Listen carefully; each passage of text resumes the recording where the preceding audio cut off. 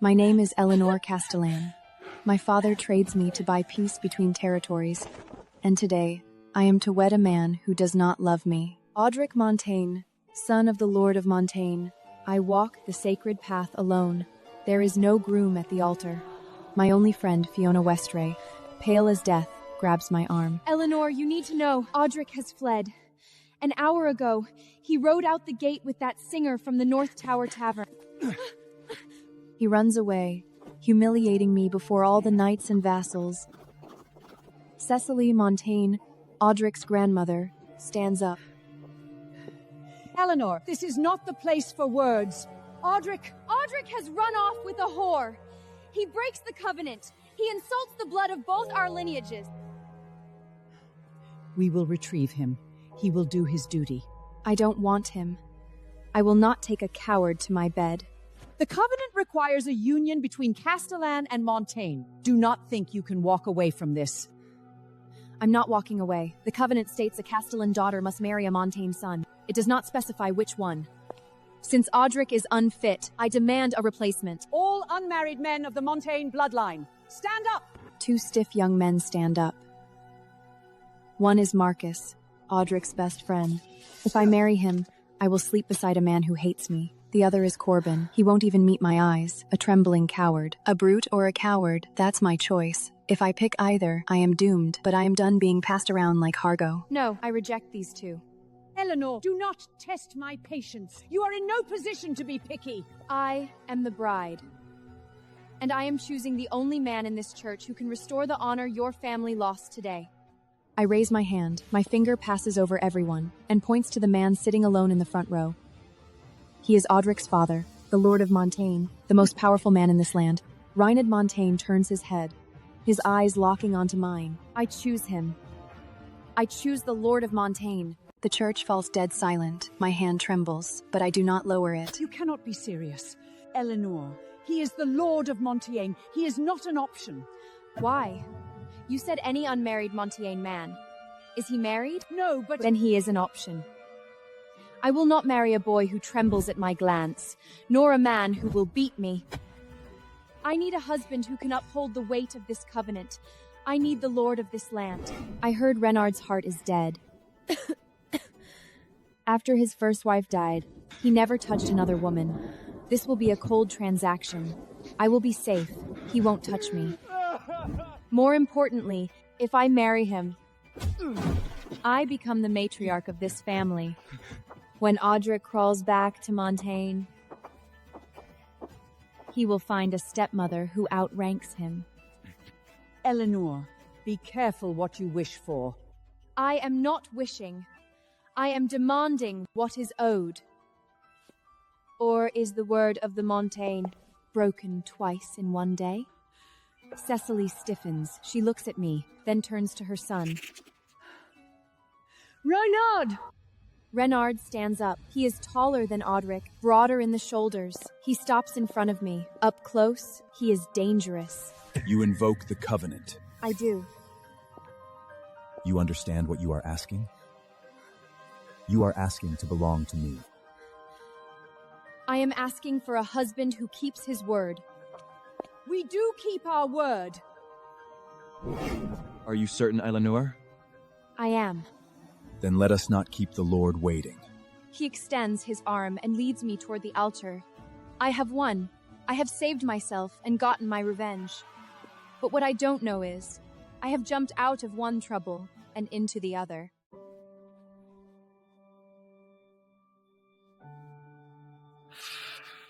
You will sleep here. And you? I will be in the scriptarium. He is leaving. Once he walked out, the whole castle will know by morning. The Lord won't touch his bride. No, you cannot leave tonight. Are you ordering me? I am protecting your dignity. Your son already ran from the altar. If you leave on our wedding night, Montaigne vows become a joke. You chose a lord, not a lover. I do not need a lover. I need status and respect. Sleep in the chair if you want, but you must stay in this room. He stares at me. The mockery slowly fades from his face. You know exactly what you want. Otherwise, I would not have stood at that altar today. Sleep. Do not make me regret this. I have won the first round, but I also know I have locked myself in the same room with a beast. The next morning, I wake to find him fully dressed, watching me from the foot of the bed. Why choose me? If I married anyone else, I would be the joke Audric abandoned. By marrying you, I became the lady of this castle. You wanted power. I wanted to survive. Power is the only shield. And what else? Audric humiliated me, and he humiliated Montaigne. As his stepmother, I will teach him respect. You want to go to war with my son? Yes. He leans down, bracing both hands on the bed, trapping me in his shadow. Then he is your problem now. As his mother, teach him his place. Break him if you have to. In that moment, I know I have won my gamble. The Lord has placed the blade in my hand. What I don't expect is that before Audric is dragged back, I have to deal with the servants of this castle, eager to put me in my place. Your spiced wine, my lady. And the silk chemise you requested. We could not find it in the laundry. It seems to have been misplaced. I lift the cup, stone cold. The steam has long since vanished. After the door closes, the young maid Cora hisses in anger. They are laughing at you. That wine has been sitting there for an hour. I saw the chemise in the linen closet this morning. They hid it. I know, Cora. Then why didn't you say anything? You are the lady of this house. If I scream over a chemise, I become the hysterical girl they want me to be? We wait. Wait for them to make a mistake that cannot be hidden. Only real actions can be punished. The morning sun struggles to pierce the heavy velvet drapes. Reynald left the castle before dawn. This is my chance to establish my authority in this house. Take them down. Are you sure, my lady? The Lord prefers the dark. No one has altered this room since he took the throne. I am his wife. Strip the bed as well. Use fine linen. Dye it pale blue, not gray. The drapes fall. Sunlight floods in. The room instantly feels larger. But the light also illuminates the sneers on the faces of the two older maids by the wardrobe. They think the noise of the renovation masks their whispers. Look at her, acting like a real queen. She forgets she was the collateral the heir threw away. Let her play. The Lord hasn't let a woman choose so much as a spoon in this castle for 15 years. He'll throw her and her silk curtains out onto the street before nightfall. Repeat that. The fake smile on the maid's face vanishes. Ma'am, I was just saying the silk is very delicate. No. You were predicting my eviction. You called me collateral. We meant no disrespect, Mrs. Montaigne. Just idle talk. Idle talk is for the market. In this castle, words have consequences. Please, ma'am. We didn't mean... You meant every word. And now, we wait for him. Since you are so certain of his reaction, you should have no fear in repeating your predictions to his face. I point to the center of the room where the sunlight pools. Kneel. They sink to the floor, trembling. You think my husband would throw me onto the street. Is that right? Ma'am, please. Is that right? Yes. Good. Cora, you are loyal. Loyalty should be rewarded with authority. Slap them, 10 times each. Let them feel the consequence of disrespecting the Montaigne name. Cora steps forward. The first slap is light. Harder. The second slap is brutal. Then the third, the fourth. Suddenly, the heavy doors swing open. Reynald stands in the doorway. My lord! Save us! She's mad! She's hurting us! We were just doing our job, sir. Please! He says nothing. His face dark. He walks toward me, step by step. Reynald steps past me and stops in front of the kneeling women. She gave you an order for 10 slaps. How many has it been? 10, my lord. Then give them 10 more. From me. The maid's wails are cut short as he raises a hand. And when you are finished, take them to the laundry house down by the river.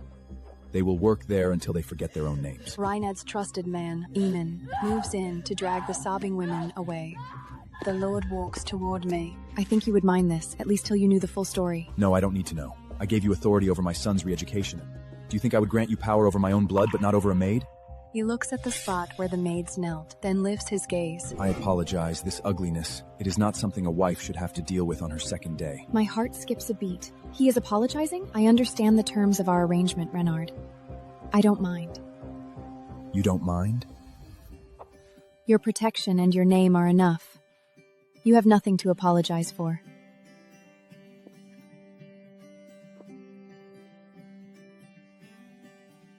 Your understanding is appreciated, Elinor. You focus on running my castle, little queen.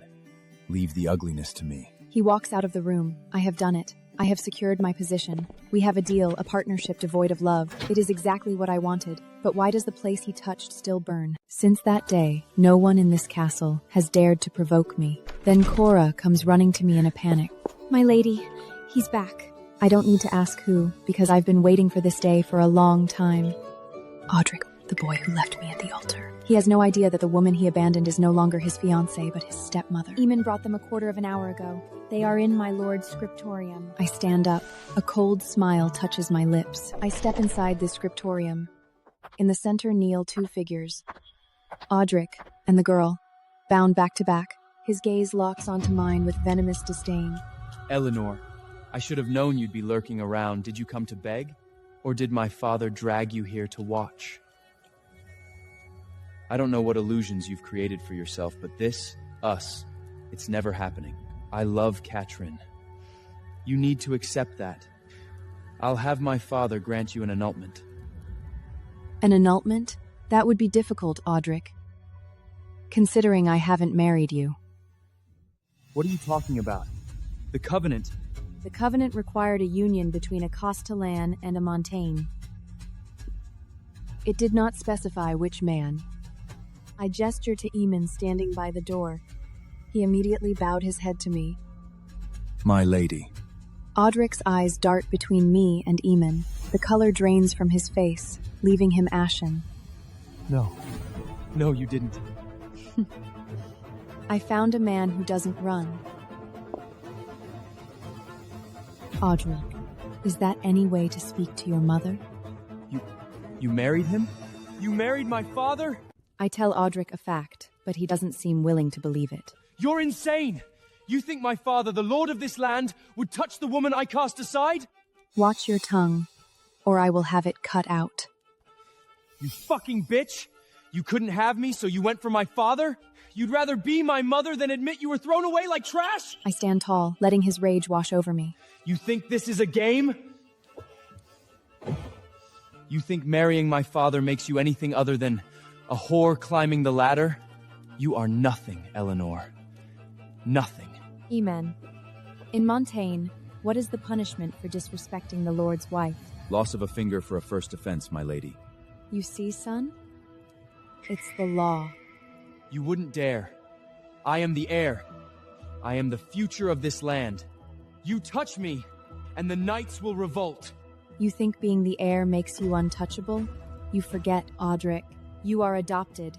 Loyalty is everything, and you chose to betray it for this? My gaze flicks to Katrin. The girl is trembling so violently. Please, we just want to leave. We won't bother you. Please, let us go. Silence. Don't talk to her like that! She's worth 10 of you, you venomous bitch! My father will never let you hurt me. He needs me. Does he? The voice doesn't come from me. Reynald steps out of the shadows behind the desk. I straighten immediately, walk to Reynard's side, placing a hand on his arm. Reynard, your son, he refuses to show his mother the proper respect. He calls me names. He questions your judgment. Father, she trapped you. She's manipulating you. I came back for... You were dragged back, like a dog that ran off its leash. I love her. You have to understand. You can't let this woman... This woman is my wife. And you are a disgrace to the Montaigne name. He looks at me. He lacks discipline. He has forgotten the weight of the name he carries. Elinor, as his mother, teach him his place. Audric's face twists, his fear morphing into a desperate, reckless fury. How can you stand there and let her speak to me like that? Father, she is nothing but my discarded trash. And you welcomed her and put a crown on her head? Where is the dignity? Because she understands honor, Audric. And you, quite clearly, do not. You have broken the covenant and insulted my wife. In this family, we bleed for such errors. Elinor, do whatever you want with him. A shiver of triumph races down my spine. The Lord has just handed the whip to me. Don't worry, darling. I'm going to be a very hands-on parent. Eamon, 20 lashes, then throw him in the crypt. He stays there for a month. The crypt? It's full of rats! You can't— While he rots in the dark, he will recite every blood feed. This land has suffered for the last 100 years. If he misses a single name, start over. Father, no! Stop this woman! I'm your son! You are a disappointment. Consider this mercy. Eamon drags Audric toward the door. He twists his head back to look at his father. There is a deep hatred in his eyes. I turn to the girl huddled on the floor. Catrin. She looks small and pathetic. Please, I didn't know. I just love him. We just want to be together. You think this is some kind of love story? I cast a questioning look at Reynald. Reynald, what should be done with this thing? She is yours to judge, my lady. I crouch down, forcing Catrin to look me in the eyes. I could be a good wife. Or I don't mind not being the wife. I can be his... His mistress? You won't be his wife. You won't even be his whore. An outsider who brings shame to the Montaigne name has no place in this world. Her face crumbles. The laundry house downstream by the river is always in need of girls. It's honest work. You will work there until you pay back every last coin of the damage you've caused to this family's honor. No! You can't do that! I'm a performer! My hands! Your hands are now property of the Montaigne. Get her out of my sight. The guard gags her with hand and drags her limp body toward the exit. I stand, smoothing the silk of my dress. Reynald pushes off the desk and walks towards me. Ruthless. I learned from the best. The heavy oak doors are inches from shutting when a scream tears through the wood. You let this venomous bitch poison you against your own blood! She's twisting your mind, Father! Bring him back. The doors swing open immediately. Eamon and the other guard drag a thrashed Audric and a sobbing Catrin back onto the tapestry. A venomous bitch? You stand in my castle, having disgraced my name, and you dare to slander my wife? It's the truth! If she were truly a venomous bitch, she would have finished your little lover off long ago. 20 lashes was too merciful. Make it 25, and ensure the executioner uses the whip, with the iron hooks. You still don't understand, do you, Audric? You think you can play with this girl without any consequences? You think if you beg enough, she becomes part of the Montaigne family? I crouch down again, bringing my face level with his. Let me teach you a lesson. A girl you propose to with your family's blessing, with a ring on her finger and a covenant on the table, that woman becomes your wife. She carries your honor. But a girl who elopes with you in the middle of the night? A girl who forced you to humiliate your family? She is a mistress. A whore. It is the rule, son. She is not a mistress. She is the only woman I want. It doesn't matter what you want. When your punishment is over, I will find you a proper wife. And this girl can remain in the shadows where she belongs. No! I won't do it. I won't marry anyone else. Audric crawls on his knees to Reynald. I swear it on my life, Father. I will take no wife. Let me keep her. Not as a wife. Fine. As a lover. But I will have no other. Just her. The room goes silent, because it is a vow of self-destruction. An heir who refuses to marry for alliance is useless to this family. You would forsake your duty for her? Yes. Very well. If that is your choice, 1 month in the crypt. Recite the blood feuds. If you survive, she can move into the guest cottage as your mistress. Audric slumps in relief, sobbing thank you. Catrin weeps into his shoulder. They don't see it, but I do. Reynald hasn't agreed because he is persuaded. He has agreed because Audric has just proven he is unfit to lead. Get them out of here!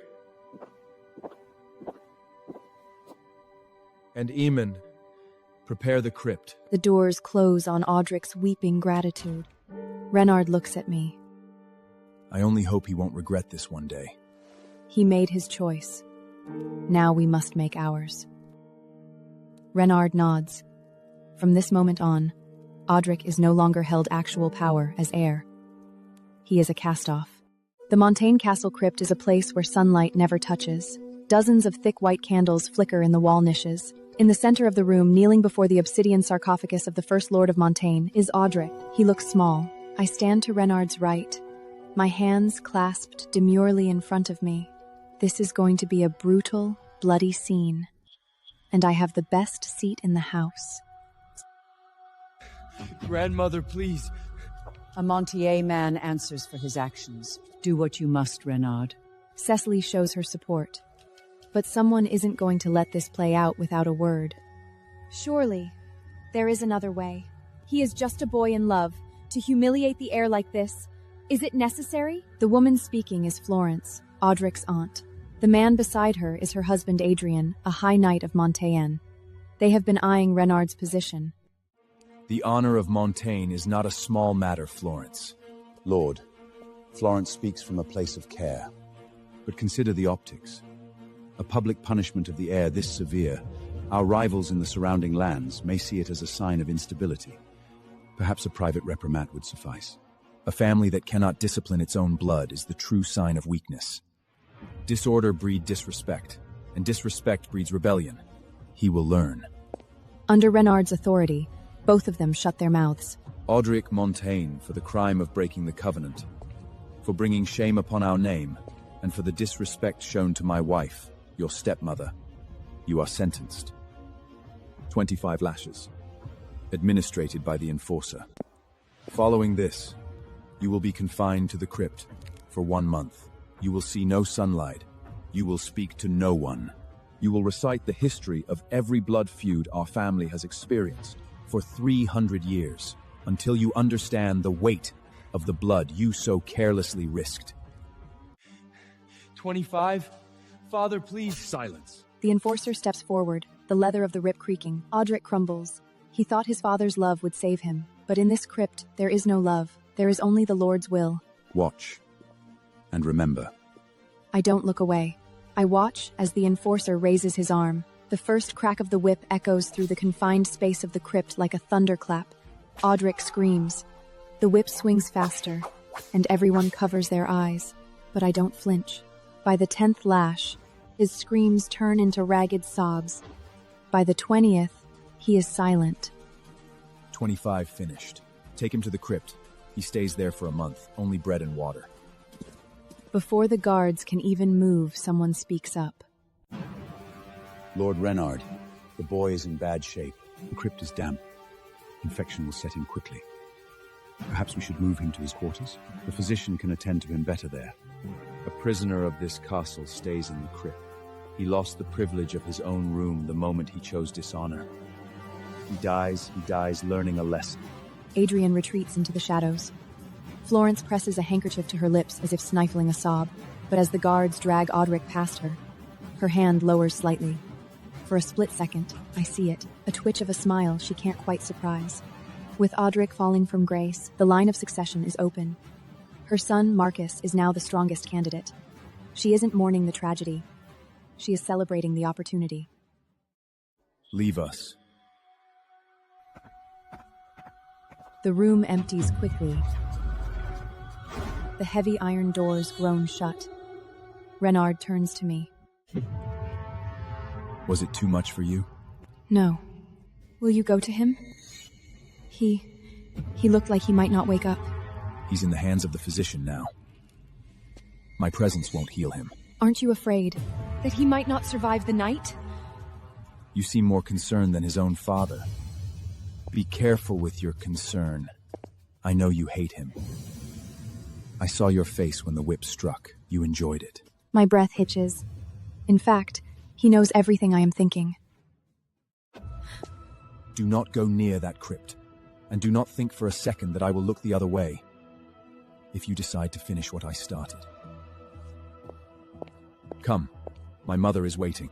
A fire crackles in the hearth. Cecily sits in an armchair near the fire, not like a grandmother waiting for news, but like a judge waiting to deliver a verdict. Is it done? It is. He is in the crypt. 25 lashes, Reynald. The servants are already whispering. You nearly flayed the boy alive. Was it necessary to break him so thoroughly? He is still your heir. A broken heir is better than a disloyal one.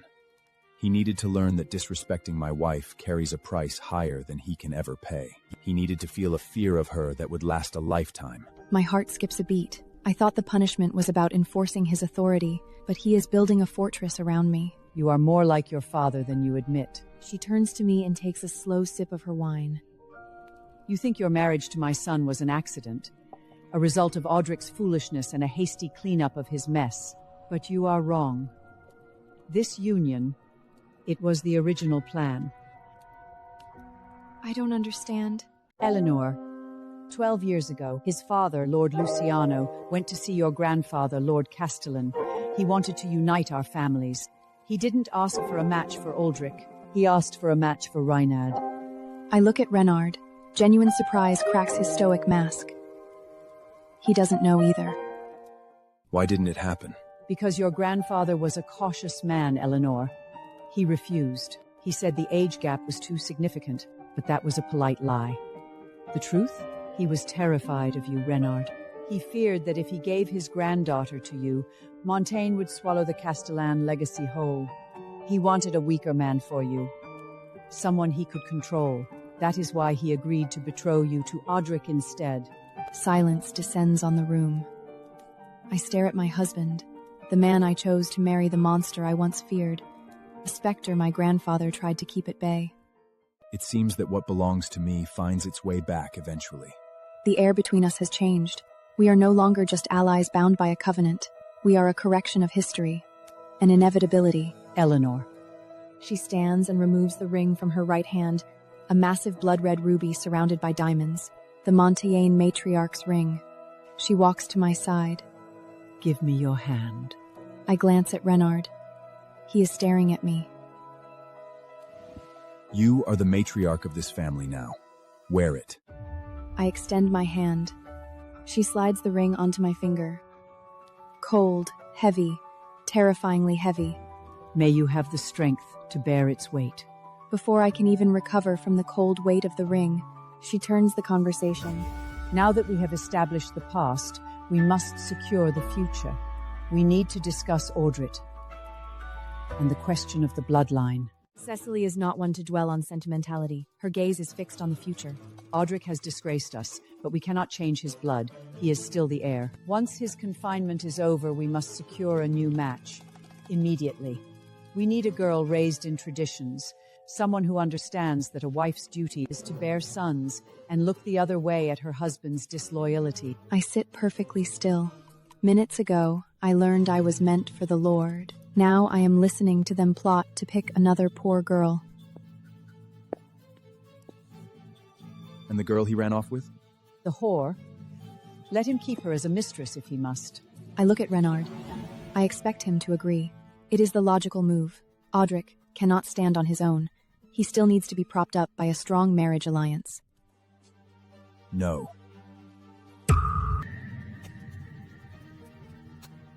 Excuse me? There will be no marriage. I will not bind another innocent family to his mess.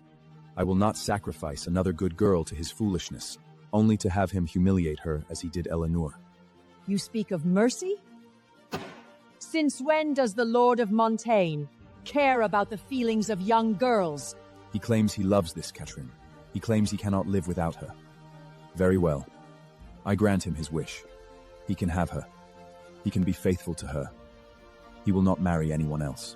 This is about power, Reynard. Without a wife, without heirs, Audric is weak. The other lords will attack us. Let them. You are letting Audric win? You are rewarding his rebellion? He made his choice. Let him live with it. Cecily slams her cane against the floor, but she falls silent. She recognizes the tone of the Lord's command. It is final. He isn't showing Audric mercy. He is severing his future. I return to my quarters and sit at the vanity. I know I have a long way to go here. Every step must be cautious. A senior maid named Guinevere is smoothing the sheets. She has served Florence for 20 years. Guinevere. Yes, Lady Elinor. I hand her a sealed envelope. Letter delivery. A mundane task, but also a test. At once, my lady. As the door closes, Cora practically vibrates with tension. Why her? She was Florence's eyes and ears. You cannot trust her. I could have done it. Come here, Cora. A queen who only trusts one pair of eyes is a blind queen. If I only use you, the others will never fear me, and they will never serve me. I don't want you to be vulnerable. Not after today. I am not vulnerable because I have you. I need to know if Guinevere will bite the hand that feeds her, or if she is smart enough to recognize the shift in power. It's not just the maids I worry about. Audric, when he gets out, he will be like a wounded animal. He hates you. He will seek revenge for what the Lord did to him. Let him try. According to our laws, I am his stepmother now. If he disrespects me, he disrespects the Lord. And it is a stepmother's duty to oversee her stepson's re-education. Hours later, the castle is silent. I dismiss Cora and climb into the vast, empty bed, expecting another night alone. Exhaustion pulls me under quickly. Embarrassment hasn't faded. I walk into the great hall, expecting to eat alone, as usual. But as the doors open, I freeze. Reynald sits at the head of the long table. He extends his hand towards me. Sit.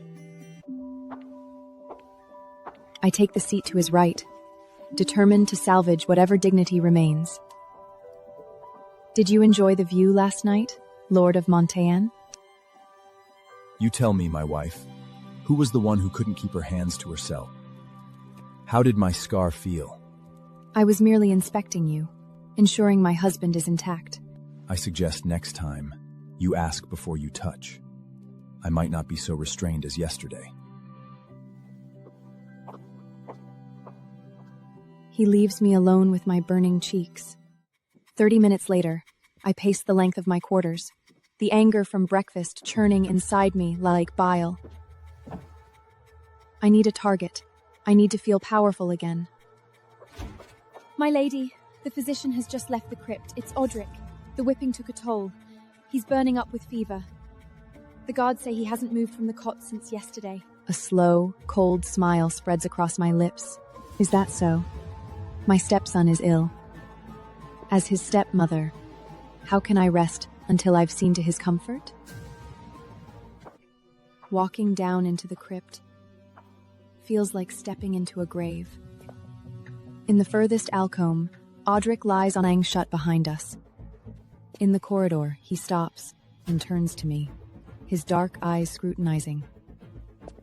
Did his words hurt you? He is just a child lashing out. Do not lie to me. You went there to rub salt into his wound. You enjoyed it.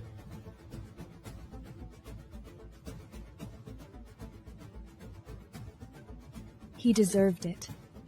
Perhaps. You can enjoy that. But know that a cornered wolf will still bite.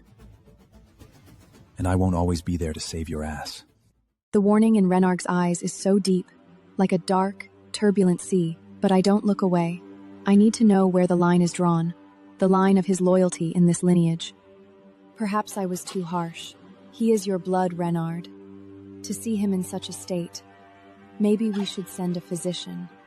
He is a disgrace to the Montaigne. My concern is that he is unworthy of yours.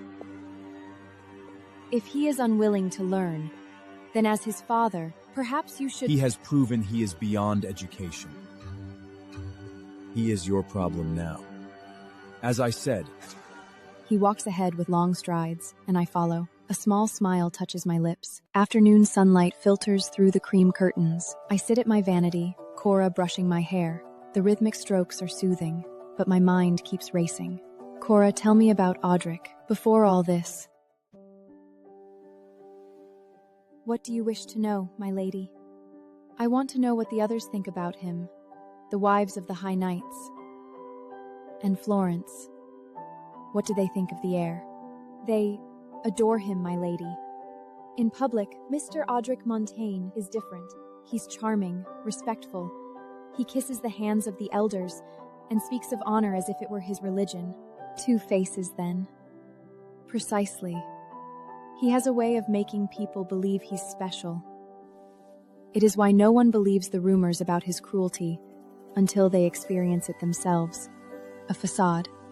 Audric isn't just a brute, he is a schemer. That makes him dangerous. It means my war with him won't just be physical.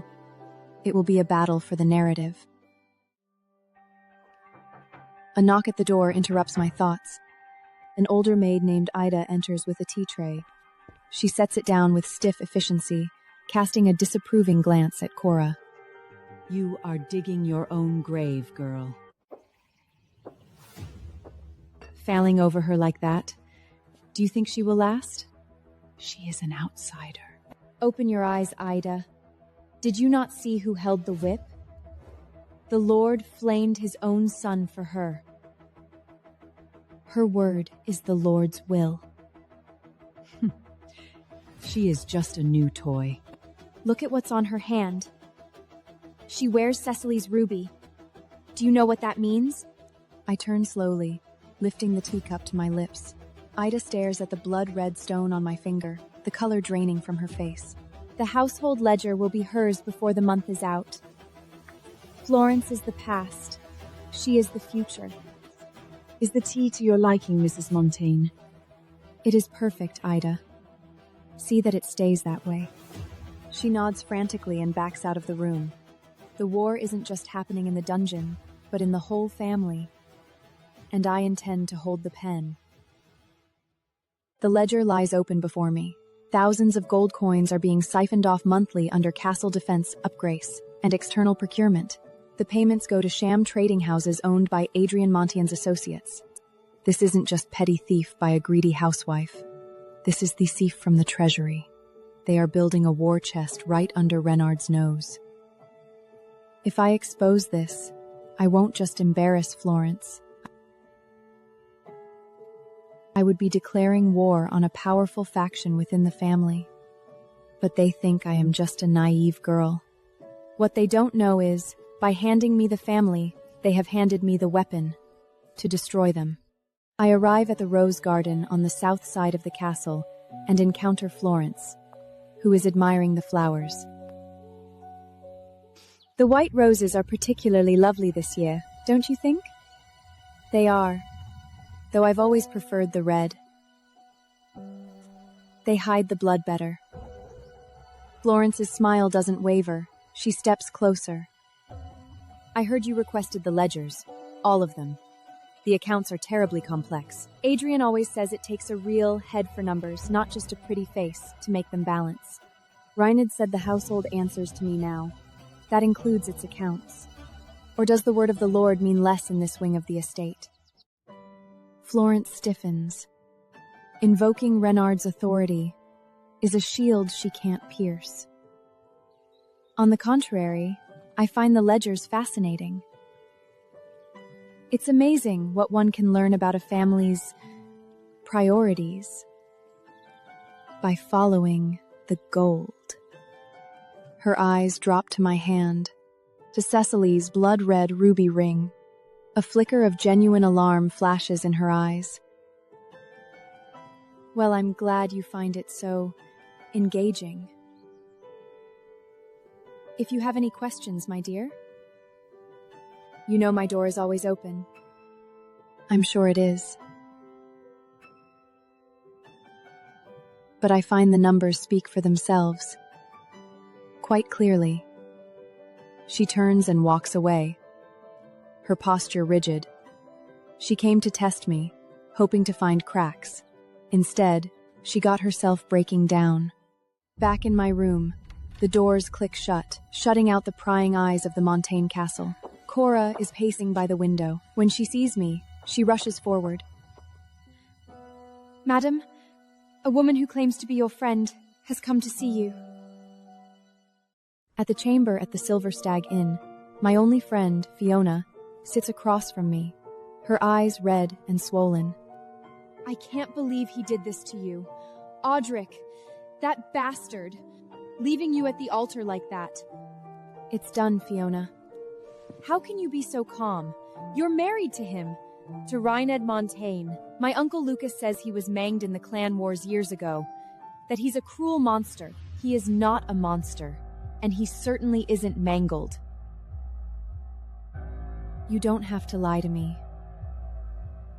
I know you're just trying to be brave. A strange defensive anger flares in my chest. I pull my hand back. I am not lying. And I am not terrified. Then why did you agree? You could have run, or come to me! Why shackle yourself to a nightmare just because Audric humiliated you?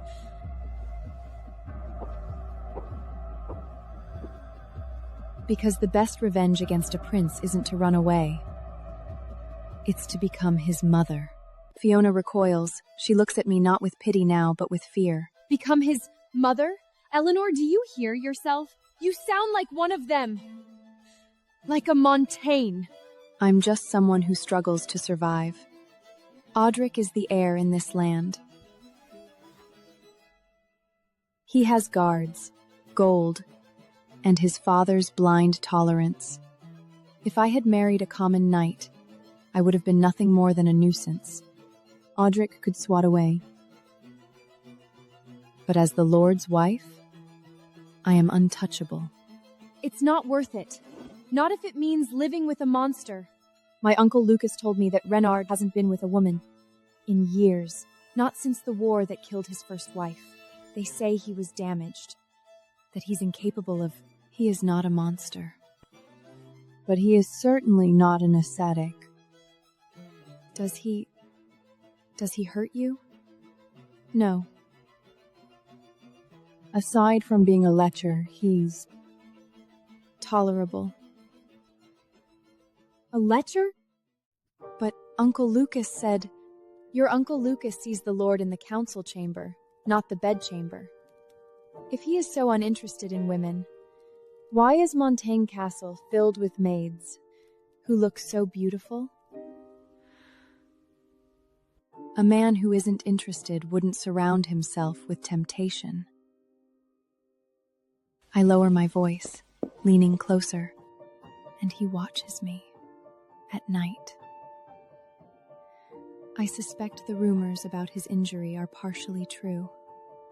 He surrounds himself with beauty he can't touch, so he satisfies himself by looking. He's a voyeur, a frustrated, lecherous old man, trapped in a broken body. Oh God, that's repulsive. It is what it is. Better a watcher than a hitter. I walk toward the door, checking my reflection in the mirror. The woman staring back is beautiful, composed, and utterly hollow. I have convinced Fiona, and perhaps even myself. What I don't know is that the walls of the Silver Stag Inn are thin, and karma is always there. I open the door and look up. Reynald is standing in the doorway of the room next door. Behind him is a man, Lucas, Fiona's uncle, also Reynald's advisor. Lucas holds a roll of parchment and looks embarrassed. Oh God, Elinor, it's him! Fiona hides behind me, clutching my arm. She is terrified. Lucas looks regretful and murmurs something. I almost catch the words. The walls are too thin. Sorry, my lord. So this isn't aimed at me. They came to the inn for another reason, but the walls are too thin, and by some twist of fate, they overheard me cursing him in full. Reynald doesn't look at me. He just stands there, expressionless, not saying a word. My own words crawl back up my throat like snakes. A lecher. A frustrated, broken old man. A voyeur. He heard everything. Reynald's eyes are locked on me, as if waiting to reckon. Lucas steps forward and clamps his hand around Fiona's arm. Fiona, we have a family matter to discuss. Now come with me. Uncle Lucas, No. He drags Fiona away. I am alone in the hallway with Reynald. Shall we? It isn't a question, but a command. I nod, my legs like lead, falling into step beside him. He doesn't touch me. He doesn't offer his arm. He just walks, and I follow. The carriage door clicks shut. The silence turns heavy, suffocating. The driver pulls away. So, a lecher. Is that what I am to you, my lady? My head snaps up. He isn't looking at me. He is staring out the scenery passing by the window. The humiliation hits like a physical blow. My cheeks burn. He heard everything. The speculation about his impotence, the pity, the mockery. Explain yourself. And choose your next words. Very carefully. I am protecting our agreement. Fiona, she is worried. She thinks men like you are monsters. She was terrified for my safety. I need to convince her that our marriage is purely transactional, that there is no danger of intimacy. So you paint me as impotent to make her feel better? Elinor, do not mistake your own fear for strategy. The carriage stops at the castle gate. I hide in my room and collapse onto the vanity stool, kicking off my leather boots. Cora begins unpinning my hair, her hands shaking slightly. Madam, recent rumors in the castle suggest that the Lord cannot perform his marital duties. Is it true? I don't know where Cora heard about this, but whether it's true or not, I must cover Reynard's shame. I don't know, Cora. I'm not gossiping. Audric Montaigne, He is the heir. Everyone knows he hates you. If something happens to the Lord, and you have no son of your own, Audric will not let you live. Cora is reckless, but she isn't wrong. As long as Audric Montaigne is the undisputed heir, my life hangs by a thread. I need security. there are ways. In Sicily, there are orphanages funded by the Montaignes. A boy, a smart boy with the right look. If you were to bring one here, raise him, make the Lord love him. Stop! Do you have any idea what you are suggesting? If Reynald heard you plotting to replace his bloodline, he would have us both skinned alive. I only want you to be safe. Without an heir, you are vulnerable. The knock on my bedroom door sounds like a gavel striking a judge's bench. My conversation with Cora about the secret heir halts instantly. It is Reynald who sent someone to call me. Reynald sits behind the desk. Close the door. I obey. I walk forward and stand before the desk, waiting for him to bring up the rumors about his virility. He stops writing, reaches under his desk, and places a dark, rusted iron box onto the surface. Open it. I lift the lid. Inside are stacks of debt bonds, thick rolls of gold coins, and a heavy ring of antique keys. But at the bottom, there are also leather-bound ledgers. The keys to the castle vault. The deeds to the warehouses on the docks. The ledgers of the estate. Why are you showing me this? Because you are my wife. And because you seem to think your position here is precarious. He stands and walks around the desk, leaning against the edge so he is just inches from me. Reynald covers my hand with his. A lady should not have to worry about money, nor should she have to beg for authority. You proved you could handle this family. Now, you handle the whole territory. Do not disappoint me. I pull the heavy box against my chest and turn to leave. Back in the room, I set the box on the table and lift the lid. Cora gasps, staring at the rolls of gold coins, the debt bonds, and the leather-bound ledgers. Madre di Dio, the Lord, he gave you these? It is a sign of great trust. He treats you as a true equal.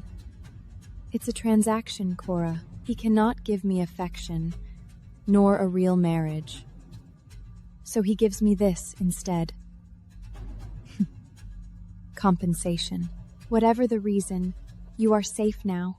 We must order new dresses. Silks, velvets, things that fit properly, not like these rags. The dowry Beatrice sent over was an insult. Cheap fabrics, cuts that were out of fashion 5 years ago. I freeze. The mention of my stepmother usually brings nauseous, but this time, it brings something else. Mr. Hobart, my mother's old family notary, on my 18th birthday, he slipped me a sealed parchment, a sealed copy of my mother's original will, the one Beatrice claimed had been lost in the turmoil. Cora, forget the dresses.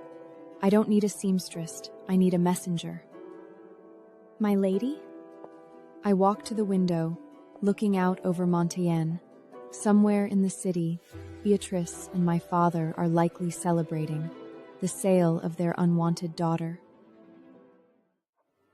I need to contact Mr. Hobart, and then prepare my things for tomorrow morning. Are we going to the market fair? I reach into the iron strongbox and pull out a thick stack of gold coins. No, we are going home.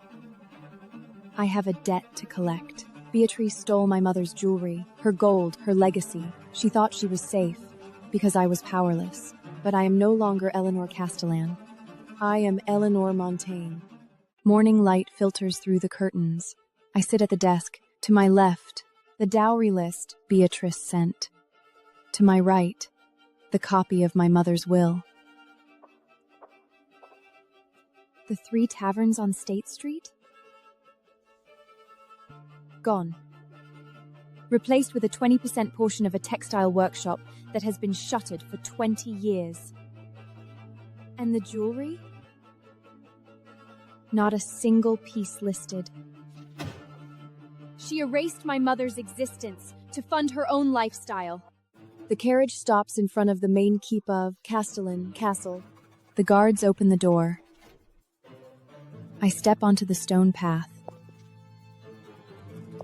This castle looks smaller than I remember. In the great hall, my father Geoffrey stands by the fireplace. A glass of ale already in his hand, despite the early hour. Beatrice sits on a bench, flanked by my stepsister Emmeline. Elinor, we didn't expect you. Is everything all right? Has something happened in Montaigne? Everything is perfect, Beatrice. I simply came to correct an error. An error? What error? You should show more respect, girl. You are still a Castellan. Am I? I am a Montaigne now, father. I came because I reviewed the dowry documents you sent over, and I found them lacking. Lacking? Times are hard, Elinor. The war took a toll on everyone. You should be grateful for what we could scrape together. Grateful? For a few gold coins and a plot of mud in a swamp? It was all there was. Your mother's ventures failed years ago. We supported you out of our own pockets. My husband provides for me, Beatrice. I order a guard to reach my satchel and pull out the sealed copy of the will. I let it drop onto the long table. The parchment splays open to reveal the list of assets Beatrice thought she had buried forever. You seem to be forgetful, Beatrice, so I brought a reminder. I suggest you start reading. Beatrice stares at the document as if it were a venomous snake, coiled on the rug. She doesn't reach for it. When she looks up, the mask is back, haughty, dismissive, utterly fake. Where did you get this fake document, Elinor?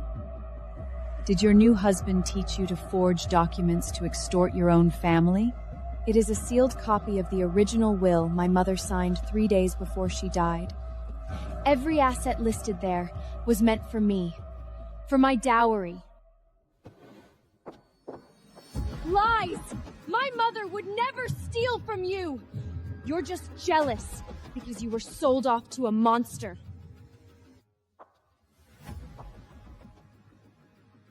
You promised to keep it safe, but you misappropriated it all without permission.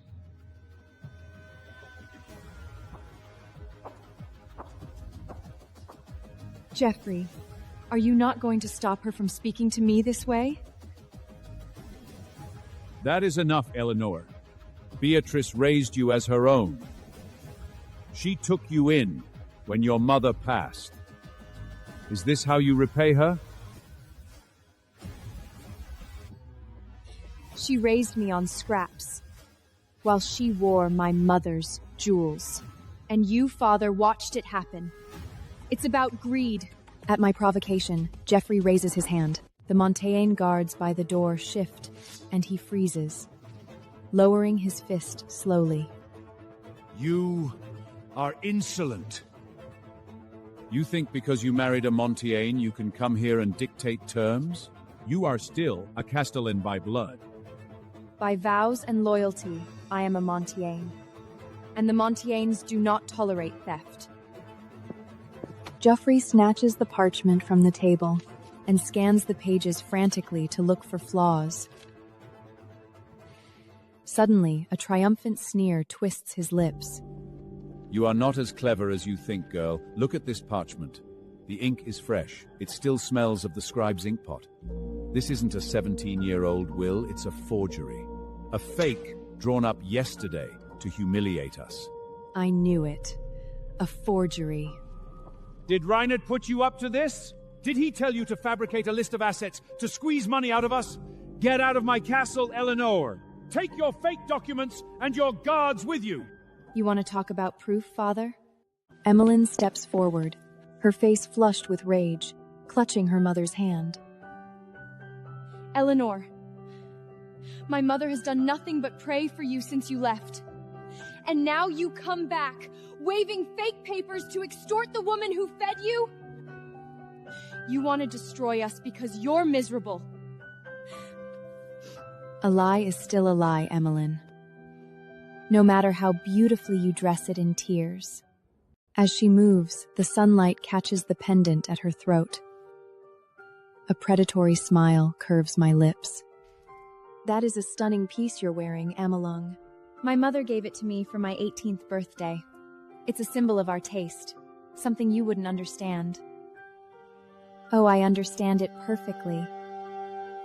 A gold chain set with a rare Cillian pink diamond. Beatrice freezes. Her nails dig into her daughter's sleeve. Item number 17 on my mother's will.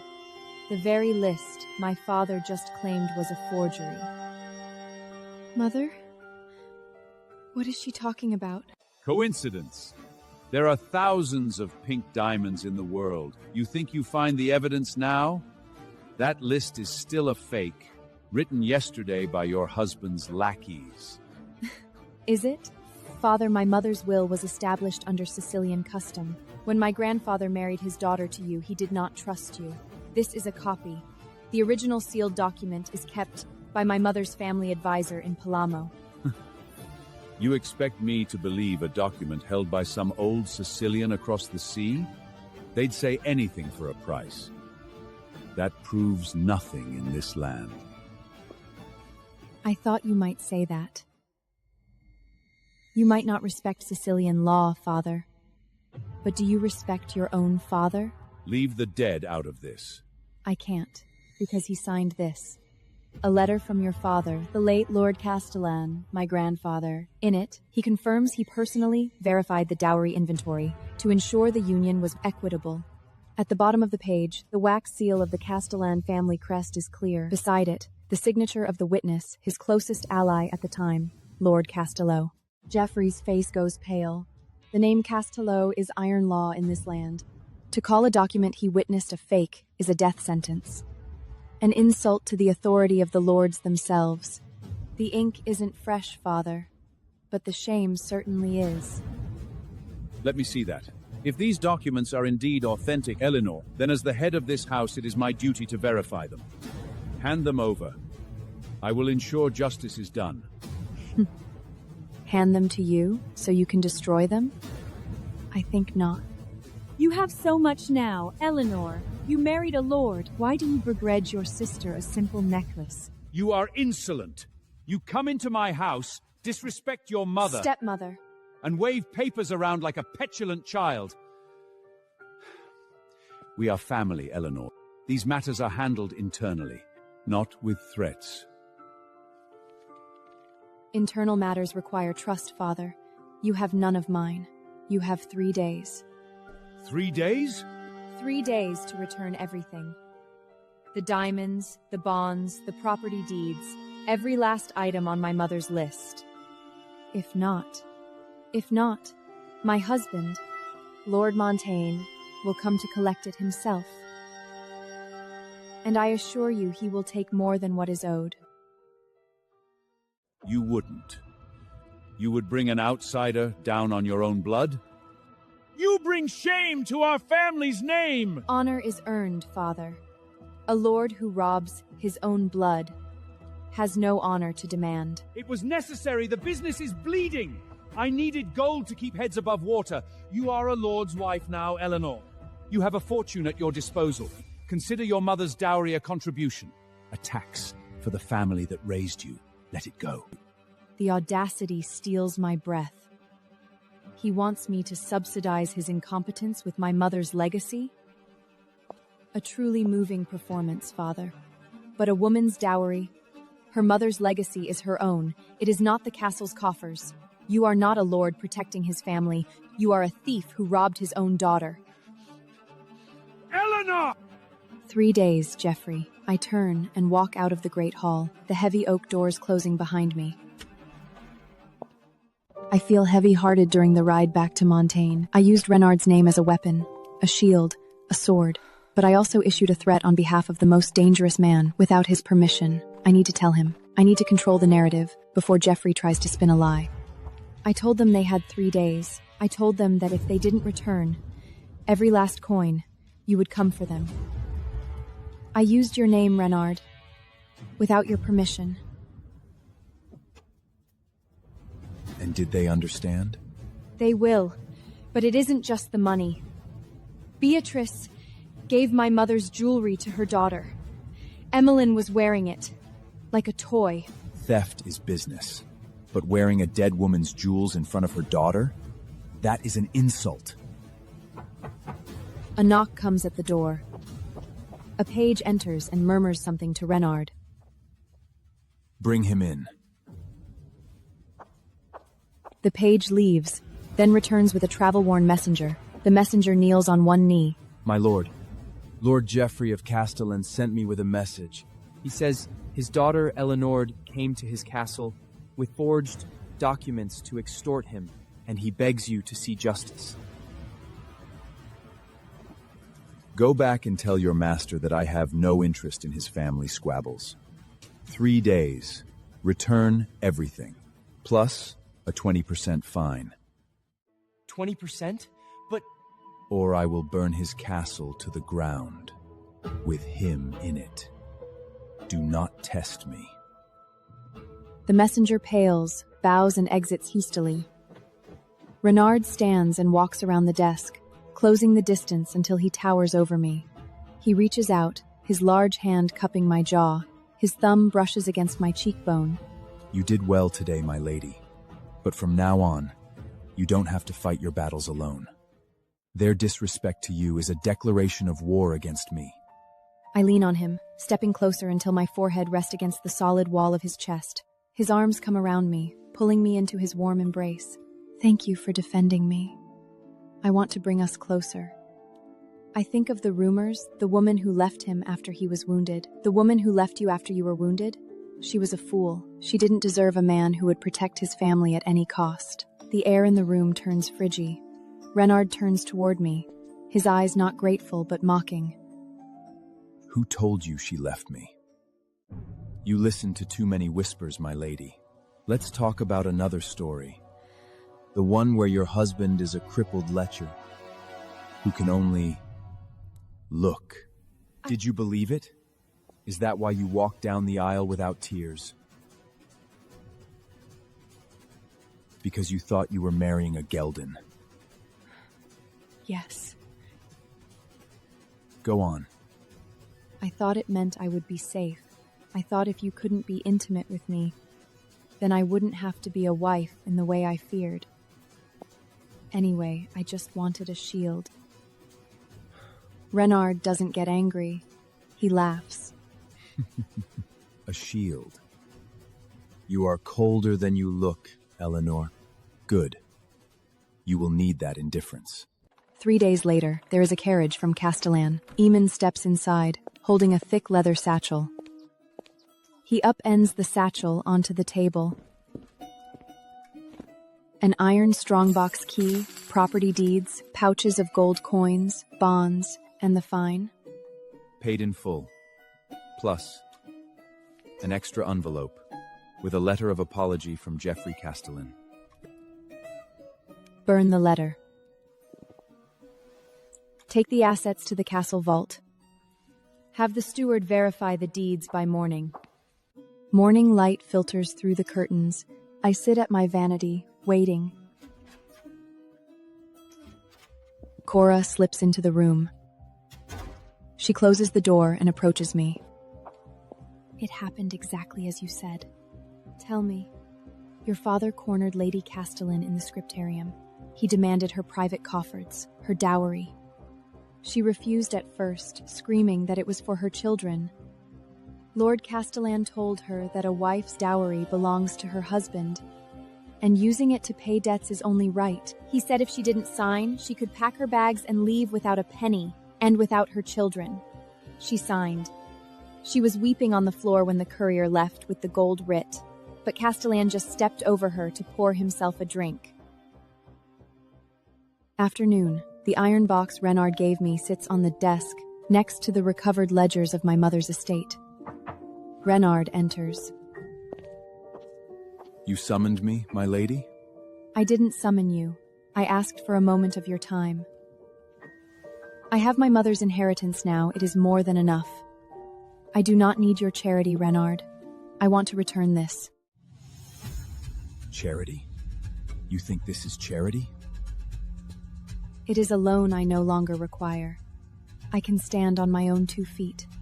You are a Montaigne. You do not stand alone. My money is your money. My power is your power. This is not a gift. It is your arsenal. Learn to use it. If I keep this, and the inheritance, it's too much. These woolens Beatrice forced upon me are gone. In their place is a storm of begorial red silk. The door opens. Reynald stands in the doorway. His gaze sweeps from the hem dress up to my face. I spent 200 gold coins this morning. On the dress, the jewelry, the shoes. It is an obscene amount of money. Good. Good? It's a fortune, Reynald. A lady's appearance is an extension of the Lord's power, Elinor. When they look at you, they should see my wealth, my influence. Spend whatever is necessary. Drain the entire territory dry if you have to. I take his hand and walk to the hall. Beautiful. Come here. Let me look at you. Thank you, my lady. You are a true Montaigne matriarch. Your mother would be proud. She pulls a heavy gold bracelet from her shroud pocket, the Montaigne crest, a lion devouring a serpent. This was given to me by my mother-in-law when I buried my first enemy. Now, it is yours. Wear it. Let them know that I stand with you. Florence sits in the corner, her face pale. The girl who was sold by her father for peace is dead. The woman who lives is the Lady of Montaigne. Audric is still rotting in the crypt. Florence's ledgers are still in my drawer. And the secret of Ina as a first wife perhaps darker than I imagined. The war is not over, but at least today I wear the matriarch's crown.